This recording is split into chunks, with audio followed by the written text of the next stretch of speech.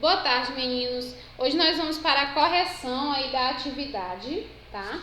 Do Linhas e Entrelinhas. Vocês fizeram aí a leitura do texto que aparece aí nas páginas 69, 70, 71 e 72, certo? Agora nós iremos responder as perguntinhas, fazer a correção da atividade que está relacionada aí a esse texto. Aí nós temos uma sugestãozinha no final do texto, pedindo aí para vocês se reunirem e fazer a leitura do texto. Como nós não estamos em sala de aula e fica até difícil de fazer a leitura dessa forma, então não vai ter como fazer, tá bom, gente?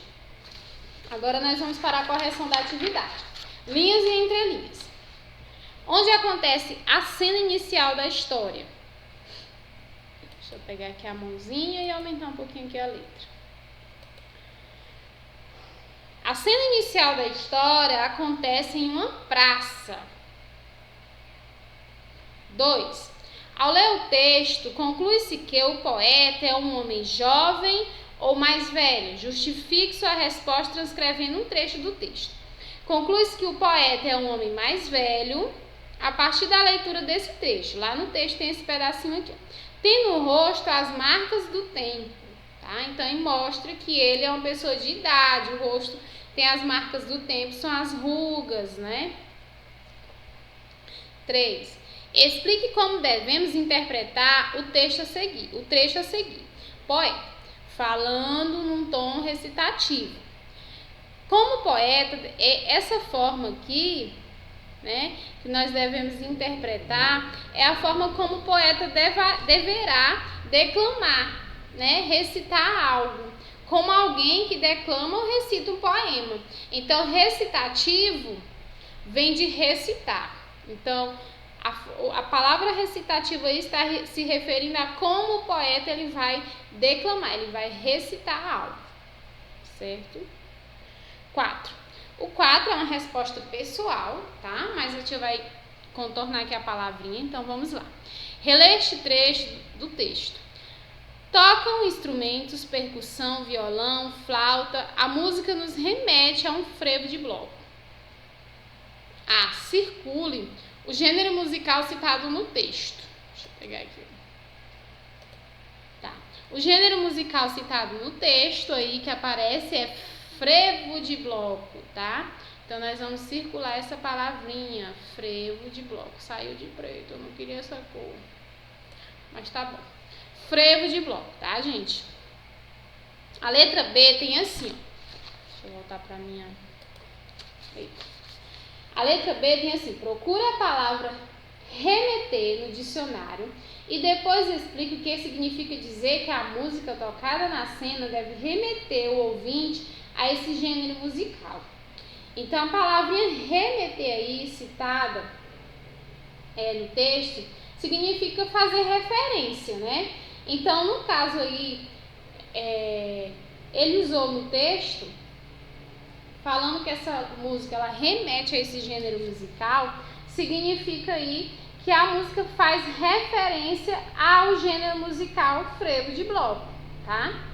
Isso não significa que não precisa ser exatamente um frevo de bloco, mas pode ser uma música que contém elementos que compõem e que, portanto, leva o espectador a lembrar-se de que o gênero das situações em que ele é ouvido, em que gênero de situações que ele é ouvido, tá? Então, essa resposta é pessoal, vocês vão responder aí. Quinta questão. Responda ao que se pede. Explique por que, quando o poeta pede que os personagens saiam, um deles responde, mas já saímos, não tá vendo?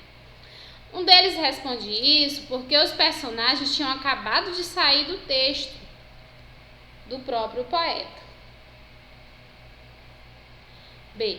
Qual problema impede que o poeta perceba esse acontecimento? O poeta sentia-se sem inspiração e por isso não conseguia finalizar a peça de teatro que estava escrevendo. Em que momento ele se dá conta desse acontecimento? Ele se dá conta desse acontecimento quando Hilda e Jeff contam para ele que estavam ali para ajudá-lo a escrever o final da história. Releia uma fala de Luluca. Você não perde essa mania de não acreditar nas coisas que faz. Tá na hora de parar com isso, hein? O que Luluca se refere? Luluca se refere a si mesmo e aos outros personagens do texto criado pelo poeta. 7. De acordo com o personagem Marcel, porque no teatro pode tudo. No teatro pode tudo porque é possível usar a imaginação. 8. Releia mais um trecho do texto. É fácil, você só precisa inventar histórias. Por que você acha que a palavra histórias foi escrita com letra inicial maiúscula? O autor utilizou esse recurso para dar destaque à palavra história.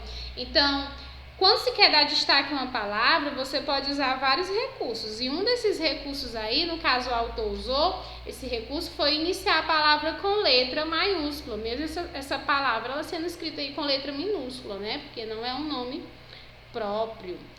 8. Os personagens do texto conversam em um tom formal ou informal. Transcreva um trecho que comprove a sua resposta. Então, os personagens do texto, eles conversam aí em um tom informal, tá? Tom informal é aquele tom que você conversa com seus amigos, com pessoas que você tem intimidade, tá? Então, aparecem aí vários trechos do texto que comprovam essa resposta. Nós temos, por exemplo, aí, você me chamou, não tá lembrado? E outro trecho que eu coloquei aqui foi esse, que até aparece lá em cima, né? Mas já saímos, não tá vendo? Então, o tá aí é usado aí de uma forma bem informal, né, gente? Já saímos, não tá vendo? Não estar vendo? Então, foi usado aí de uma forma informal, tá? Então, essa é a correçãozinha da atividade, certo, gente? Que aparece aí no linhas e entrelinhas. E eu espero que todos vocês tenham feito a correçãozinha, tá? Aí nós temos na página 75, nós temos na ponta da língua, que é aí o estudo do gênero textual, texto dramático teatral. Essa atividade, ela é uma atividade que vai iniciar aí na página 75 e vai até a página 76.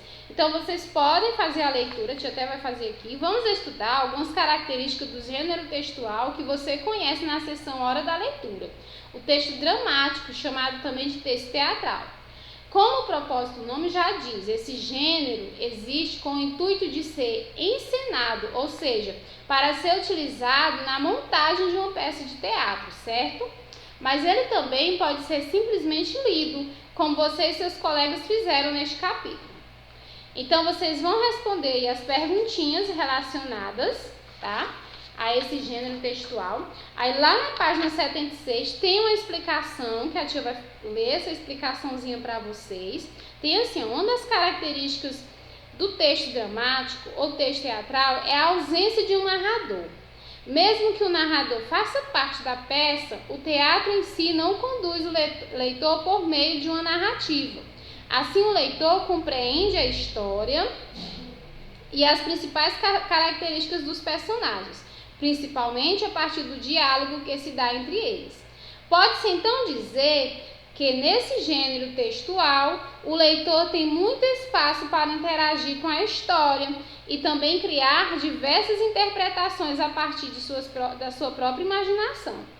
As informações relacionadas ao desenvolvimento das cenas e ao comportamento dos personagens são chamadas de rúbricas e costumam ser escritas em fontes que são letras, tá, diferentes ou então destacadas de um modo, evitando assim que o leitor se confunda enquanto faz a leitura. Então, vocês irão responder as perguntinhas aí que inicia na página 75 e vai até a 76. E depois eu volto fazendo a correçãozinha com vocês. Lembrando que nós estamos estudando aí o gênero textual, texto dramático, que é o texto teatral, certo? E até mais.